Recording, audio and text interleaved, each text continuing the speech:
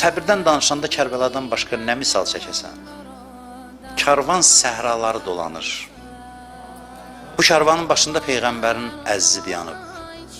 Bu günlərdə səhraları gəzir. Bu karvanın içində Zeynəb var, Rüqəyyə var, Səkinə var. Bu karvan içində Qasım var, Əli Əkbər var, Əbəlfəz var, sahabələr var.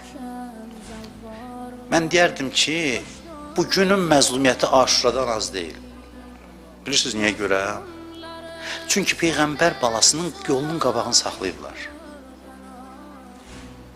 Biz bir yerə gedəndə yolu saxlayırlar, mesela xaricdə səfərdə olanda, ziyarətlərdə olur.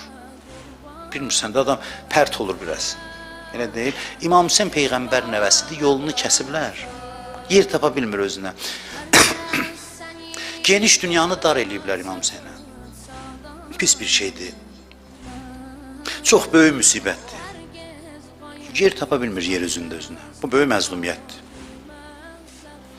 Uşaqlar bilmir hara gedir. Adam pərt olar, elə deyil.